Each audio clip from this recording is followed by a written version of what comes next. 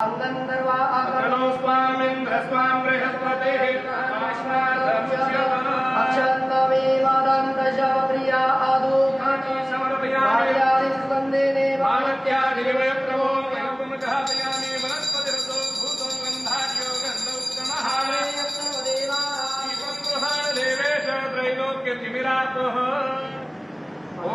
प्राणाय स्वाहा, ओम वाणाय स्वाहा, ओम व्यानाय स्वाहा।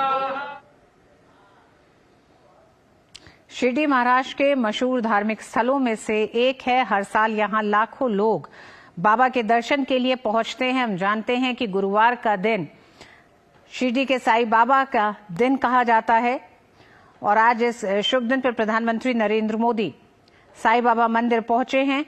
साईं बाबा के दर्शन के लिए इस मंदिर की प्रसिद्धि सिर्फ महाराष्ट्र तक ही सीमित नहीं है, बल्कि बाबा का दर्शन करने लोग विदेशों से भी आते हैं।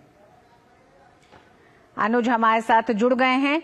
अनुज, आज शिरडी और शिरडी के आसपास के इलाकों के लिए बेहद अहम दिन है। प्रधानमंत्री पूजा अर्चना करने के बाद जिस तरह से विकास परियोजनाओं का उद्घाटन और शिलान्यास करने जा रहे हैं। देखिए ऋतु, आज शिरडी के हिसाब से अगर हम बात करें तो एक बड़ा दिन इसलिए है क्योंकि आज यहाँ कई हजार करोड़ की जो परियोजनाएं हैं वो इस इलाके के लिए प्रधानमंत्री नरेंद्र मोदी आज यहाँ की जनता को सौंपने जा रहे हैं। और दूसरी सबसे बड़ी बात है जो आपने अभी तस्वीरों के माध्यम से देखा कि प्रधानमंत्री आज श्री बाई बाबा जो संस्थान ट्रस्ट है वहां पर आए और यहाँ साईं बाबा के दर्शन उन्होंने किए, पूजा अर्चना की। और उसके बाद जो एक सबसे बड़ा साईं बाबा ट्रस्ट के लिए आज दिन है वो इसलिए है क्योंकि इस परिसर का जो नवनिर्माण हुआ है, जो एक नई इमारत बनकर तैयारी हुई है, उसका भी उद्घाटन करेंगे। और इसके पीछे जो सबसे बड़ा मकसद रहा है ऋतु, वो ये रहा है कि यहाँ पर जो दर्शनालु हैं, श्रद्धालु हैं, उनकी संख्या कई ऐसे अवसरों पर बढ़ती है, जैसे रामनवमी का दिन है या बृहस्पतिवार के दिन है, यहाँ पर काफी संख्या बढ़ जाती है। ऐसे में लोगों को जो सड़कों पर जो लंबी लंबी लाइन लगती हैं उन पर ना लगना पड़े, यहाँ पर वातानुकूलित एक कॉम्प्लेक्स बनाया गया है, लोग वहां पर अपनी बारी का इंतजार कर सकते हैं। तो आज श्रद्धालुओं को एक सबसे बड़ी सौगात इस नई इमारत के रूप में मिलेगी। दूसरी जो सबसे बड़ी बात है, प्रधानमंत्री यहीं पर जो शिरडी गांव के जो बच्चे हैं, आसपास के बच्चे हैं, उनके लिए एक शिक्षण संस्थान भी यहां लगातार चल रहा है, उसके लिए भी एक नई कॉम्प्लेक्स, एक नई इमारत का उद्घाटन प्रधानमंत्री नरेंद्र मोदी यहां पर करेंगे। तो कुल मिलाकर हम कह सकते हैं कि जिस तरीके से प्रधानमंत्री का लगातार फोकस रहा है कि पर्यटन को बढ़ावा मिले, धार्मिक पर्यटन को अगर बढ़ावा मिलता है तो हम जानते हैं कि उस इलाके के अंदर डेवलपमेंट के कार्य होते हैं, विकास के कार्य होते हैं, लोगों को रोजगार मिलता है।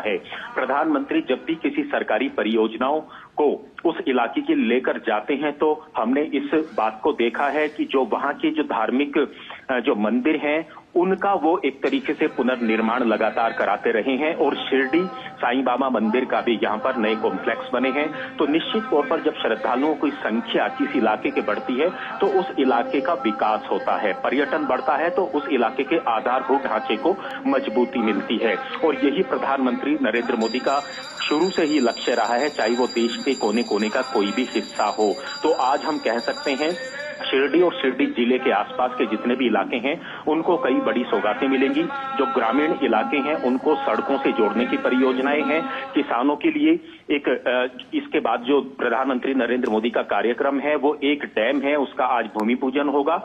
और वहीं से जो एक कैनाल है, नहर है, उसका उद्घाटन होगा। इससे वहां के जो हजारों लाखों किसान हैं उनको सिंचाई की अच्छी व्यवस्था मिलेगी। और कुछ तो ऐसे भी इलाके हैं, गांव हैं, जहां तक पीने के पानी की अच्छी व्यवस्था नहीं थी, आज वो पानी की पीने की अच्छी व्यवस्था वहां के लोगों को मिलने जा रही है। रेल यातायात की बात करें उसमें भी एक नई लाइन का उद्घाटन होगा। और हम तो ऋतु इस बात को जानते हैं कि पहले शिरडी में अगर कोई लोग रेल से आता था तो उसको यहाँ से 30 किलोमीटर के आसपास दूर उतरना होता था, लेकिन अब ऐसा नहीं होता है, सीधी रेल शिरडी के अंदर आती है। हवाई मार्ग की बात करें तो पहले औरंगाबाद कई सौ किलोमीटर दूर हवाई अड्डा होता था, लेकिन प्रधानमंत्री नरेंद्र मोदी के प्रयासों से अब लगातार पिछले कई वर्षों से यहाँ पर हवाई अड्डा भी चल रहा है। तो धार्मिक पर्यटन को बढ़ावा देना, इलाके का विकास करना, ये एक सबसे बड़ा फोकस प्रधानमंत्री नरेंद्र मोदी का रहा है और जिसके गवाह आज यहाँ की जनता एक बार फिर से बनने जा रही है। ऋतु जी अनुज, बिल्कुल सही आपने कहा कि हम जानते हैं कि प्रधानमंत्री नरेंद्र मोदी ने हमेशा से कल्चरल इंफ्रास्ट्रक्चर डेवलपमेंट पर जोर दिया है और जिसके कई ऐसे उदाहरण देश के सामने हैं। अगर बाबा विश्वनाथ कॉरिडोर की हम बात करें, महाकाल कॉरिडोर की बात करें, तो ये तमाम वो स्थल रहे हैं, पूजा के स्थल रहे हैं, धार्मिक स्थल रहे हैं, जिनका एक तरह से एक नव निर्माण किया गया है और श्रद्धालुओं को, आने वाले तमाम भक्तों को किसी तरह की समस्या न हो, इसको ध्यान में रखा गया है।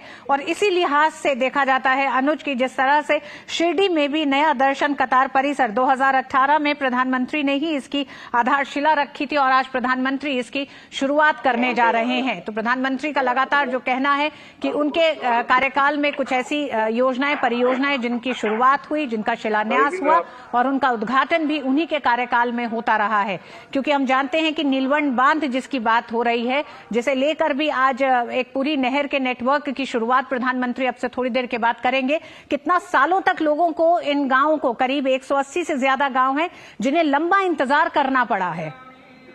बिल्कुल रितु, आपने बिल्कुल सही कहा, क्योंकि काफी लंबे अरसे के बाद जब लोगों को सुविधाएं मिलती हैं तो निश्चित तौर पर उनके लिए, उनके इलाके के लिए एक नया जन्म होता है, हम इस बात को कह सकते हैं। और पीने के पानी की व्यवस्था तो ऐसी बात है जो जीवन के लिए एक आधारभूत जरूरत है। और ऐसे में प्रधानमंत्री ने कई कार्यक्रम चलाए हैं, चाहे घर घर जल नल की बात चलाई हो, सिंचाई की व्यवस्था की बात की हो, ये इस तरह की बातें हैं जो प्रधानमंत्री सीधे जो लोगों की जो समस्याएं हैं, जो निचले पायदान के लोग हैं, उनकी बातों को जब प्रधानमंत्री लगातार उनके इलाकों तक पहुंचाते हैं तो ये उनके लिए एक बड़ी बात होती है। तो निश्चित तौर पर ये महाराष्ट्र के ऐसे इलाके हैं, हमने तो ऋतु ऐसे भी दिन देखे हैं जब महाराष्ट्र के अंदर, विदर्भ ही नहीं बाकी कुछ ऐसे भी इलाके हुआ करते थे जहां पानी की, पीने की समस्याएं मीडिया की हेडलाइन बना करती थी, अखबारों की हेडलाइन बना करती थी। किसान के लिए सिंचाई के पानी की कोई व्यवस्था नहीं होती थी।